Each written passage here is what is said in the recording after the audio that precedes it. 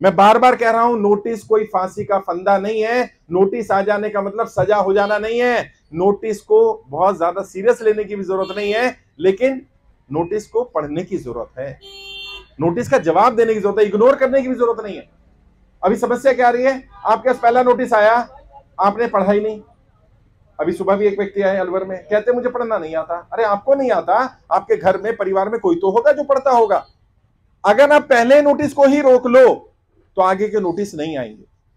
प्रक्रिया क्या है मैं बताता हूं। पहला नोटिस आता है, बैंक से आता है, आप उसका जवाब नहीं देते। बैंक क्या करता है, अगला नोटिस भेजता है वकील के थ्रू, आप उसका भी जवाब नहीं देते। फिर बैंक क्या करता है, फिर बैंक कोर्ट से नोटिस भेजता है, आप उसका भी जवाब नहीं देते। फिर आपके लिए वारंट निकल जाते हैं। वारंट निकलेंगे तो पहली बार जो वारंट निकलेंगे तो वो बेलेबल होंगे, यानी आपको बेल मिल सकती है। अगर आप उसका भी जवाब नहीं देंगे तो नॉन बेलेबल वारंट इश्यू हो जाएंगे, यानी अब आपकी बेल भी नहीं होगी, पुलिस उठा कर ले जाएगी आपको। और अगर उसका भी जवाब नहीं दिया, पुलिस आ गई और आप कहीं छिप गए, कई लोग बड़ा समझदार बनते हैं, मैं यहां चला जाऊंगा वहां चला जाऊंगा, तो क्या करेंगे, बैंक आपको भगोड़ा डिक्लेयर कर देगा, पीओ डिक्लेयर कर देगा। और अगर पीओ या भगोड़ा डिक्लेयर कर दिया गया तो सोचिए कितनी बुरी हालत होगी, आपको, आपके परिवार को सजा मिलेगी इसकी। प्रॉपर्टी भी कुर्क कर दी जाएगी, कब्जा कर ली जाएगी। ऐसी नौबत क्यों आने देते हो? क्या करो, पहले तो देखो नोटिस है कौन सा। 3 तरह के नोटिस आते हैं, मैंने बताया, बैंक का नोटिस, वकील का नोटिस, कोर्ट का नोटिस। अच्छा, कैसे पहचानो कौन सा नोटिस है? नाम लिखा होता है ऊपर। अगर बैंक का नोटिस है तो जिस बैंक से आपने लोन लिया होगा उस बैंक का नाम लिखा होगा, यानी वो बैंक का नोटिस है। अगर लिखा है उसमें अधिवक्ता, एडवोकेट, वकील, हिंदी में वकील लिखा होगा, अधिवक्ता लिखा हो सकता है, इंग्लिश में एडवोकेट लिखा हो सकता है, यानी वो वकील का नोटिस है। और अगर लिखा है न्यायालय, सत्र न्यायालय, कोर्ट लिखा है, इंग्लिश में कोर्ट लिखा होता है, जिला अदालत लिखा हो सकता है, लोक अदालत लिखा हो सकता है, अदालत लिखा हो, न्यायालय लिखा हो, कोर्ट लिखा हो, ये कोर्ट का नोटिस है। नोटिस कोई सा भी आए, सबके जवाब दे दें। कैसे कैसे देने? बैंक के आए नोटिस का जवाब आप खुद दे सकते हैं बैंक में जाकर के, लेकिन कैसे देना है? लिखित में देना, रिटर्न में।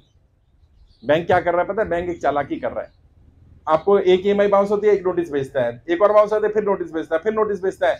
वो क्या कर रहा है? वो आपकी फाइल मोटी कर रहा है।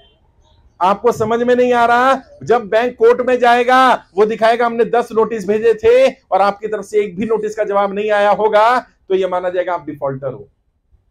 आप क्या करो, बैंक नोटिस भेजता, आप भी नोटिस भेज दो, एक सादे पेपर में लिख करके, ये नोटिस आया था जी, मैं ईएमआई नहीं भर पाया। क्यों नहीं भर पाए?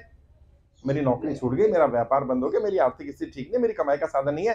बैंक माने ना माने, लिख कर दे दो। अभी क्या होगा, जैसे जैसे आपके लेटर जाते रहेंगे, आपकी फाइल भी मोटी हो रही है। आप जज साहब से कह सकते हो, जज साहब मैंने इतने नोटिस भेजे थे बैंक को, मैंने बताया था मेरी आर्थिक स्थिति ठीक नहीं है, मैंने बताया था मैं बच्चों की फीस नहीं पे कर पा रहा, मैंने बताया था मेरे पास कमाई का साधन नहीं है, बैंक ने मेरी मदद नहीं करी। उस केस में कोर्ट आपकी मदद करेगी। अगर आया वकील का नोटिस, एडवोकेट लिखा है, तो क्या करो, किसी वकील को पकड़ो, अपने आसपास के लोकल वकील को, 500 रुपए लेगा लगभग। एक मिनट बता रहा हूं, नोटिस आएगा तो वकील से जवाब देना, वकील के नोटिस का। और अगर आए अदालत का नोटिस, तो अदालत के नोटिस पे खुद जाओ। जैसे भाई ने कहा लोक अदालत का नोटिस, कोई सी भी अदालत का नोटिस है, खुद चले जाओ। हमारा संविधान हम सबको अपनी बात रखने की इजाजत देता है। हमें वकील की जरूरत तो है, लेकिन अगर हम अपनी बात रख सकते हैं तो वकील की जरूरत नहीं। और ये कोई क्रिमिनल केस नहीं है कि आपने कोई मर्डर कर दिया, कोई बड़ा काम गुनाह कर दिया कि अब आपके ऊपर सजा होने वाली है, वकील चाहिए।